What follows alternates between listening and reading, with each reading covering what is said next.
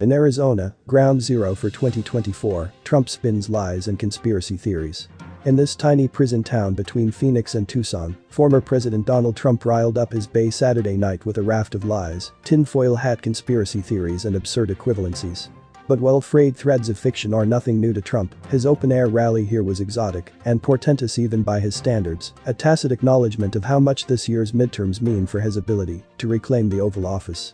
Having endorsed more than 90 candidates across the country, including Republicans in high-profile races here, he is trying to stock ballots with acolytes. If his favored candidates fare well, he will tighten his stranglehold on the GOP and improve his chances of winning in 2024. Arizona is ground zero for both missions. This is maybe the most important election we've ever had, but I do believe 2024 will be even more important, Trump told several thousand supporters at a music venue here. This is the year we are going to take back the House, we are going to take back the Senate, and we are going to take back America. And in 2024, we are going to take back the White House. Arizona is the state he lost by the narrowest margin in 2020, less than 10,500 votes. And his undercard Saturday night featured a blizzard of Trump-styled radicals, all of them election deniers, who hope to purge establishment figures from their party and take control of state and federal elections. They included 3 House members, Representatives Paul Gosar, Andy Biggs and Debbie Lesko, who voted against certifying President Joe Biden's 2020 election victory, Secretary of State candidate Mark Finchem, who has associated himself with QAnon, and gubernatorial hopeful Kari Lake, who said Saturday that she wants to imprison state officials who conducted the 2020 election. Gosar, who was in contact with January 6 Stop the Steal rally organizers, called himself the most dangerous man in Congress in a warm-up speech.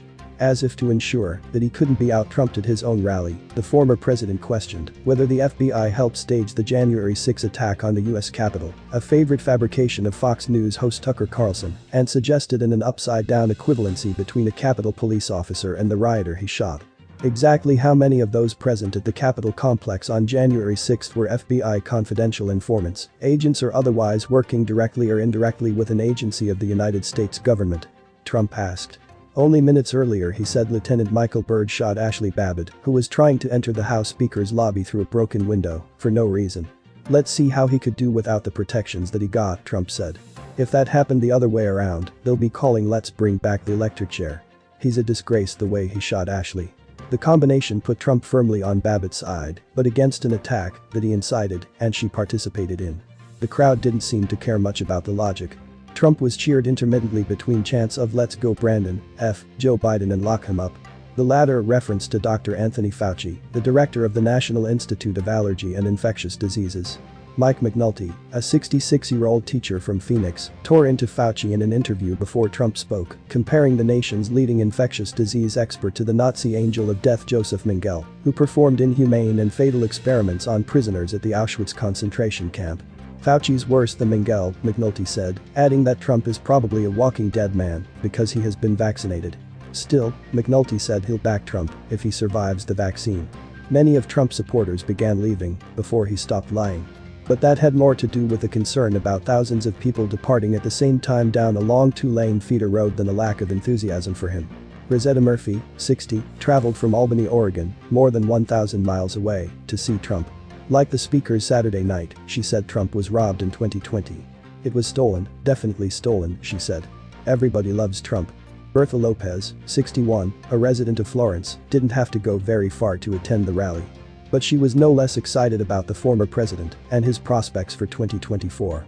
She said there's no one else in the GOP she's interested in seeing run. Hell no, just him, Lopez said. I'm not a traitor, I'm here for Trump. So was Mipolo founder Mike Lindell, a close Trump friend who has been peddling false claims that voting machines were rigged. Dominion, a company that makes voting machines, has filed a $1.3 billion defamation suit. Thanks for watching, and please make sure to like and subscribe, and do not forget to hit the notification bell so you keep receiving the latest news from United States News Channel. Bye bye.